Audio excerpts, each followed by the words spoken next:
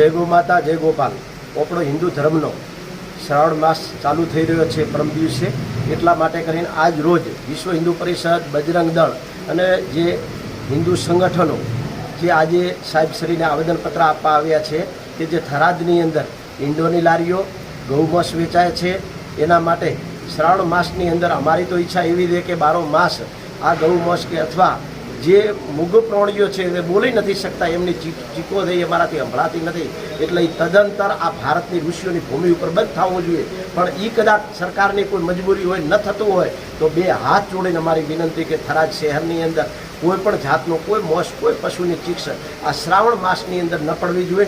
એના માટે કરીને અમે સાહેબશ્રીને નગરપાલિકાની અંદર કલેક્ટર ઓફિસે અમે આજે આવેદનપત્ર આપ્યું છે। એમને બે હાથ જોડીને અમે વિનંતી કરી છે કે કોઈ પણ પશુનું, ગૌ માતા તો મોટી વાત છે, પણ કોઈ નાનામાં નાનું પ્રાણી કે કોઈ જીવની હિંસા ન થાય એના માટે કરીને અમે એમને કાયદેકીય રીતે લખાણ કરીને અમે આપ્યો છે।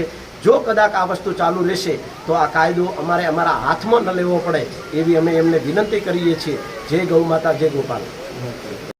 આજે થરાદ પ્રાંત કચેરીએ વિશ્વ હિન્દુ પરિષદ, બજરંગ દળ, કરણી સેના અને જીવદયા ટીમ અને 18 હિન્દુ સમાજ અહીંયા આવેદનપત્ર આપવા માટે આવ્યા છે। આ આવેદનપત્ર આપ્યું છે તો અમારી માંગ છે કે થરાદની અંદર વર્ષોથી આ જે જીવની હિંસા ચાલે છે એની મરણ ચીસો જે છે એ અમારાથી સહન નથી થતી, તો આમ તો 12 માસે બંધ થવું જ જોઈએ। જીવને ત્યાં એને જીવવાનો અધિકાર છે, એને પણ જીવવું હોય છે, તો જીવ હત્યા ન થવી જોઈએ, 12 માસ ન થવી જોઈએ, પણ એમાં ખાસ કરીને આ શ્રાવણ માસમાં તો ન જ થવી જોઈએ। એની મરણ ચીસો અમે સહન નહીં કરીએ અને એને ઉપર કાયદેસરની કાર્યવાહી છે, જેને જીવવું હોય છે બિચારાને, અને આ કાયદો હાથમાં લઈ અને પોલીસની ડર વિના કાયદો હાથમાં લઈને અને જે કાયદાને ખંડિત કરે છે અને આ સંવિધાનને જે ખતમ કરી રહ્યા છે અને સર્વ ધર્મનું અપમાન કરી રહ્યા છે, માનવતા ભૂલી જાય છે, એવા પર કડક સરકાર પગલાં લે અને તંત્ર જરાય પણ એને ઢીલું ના મૂકે, એના પર કડક પગલાં લે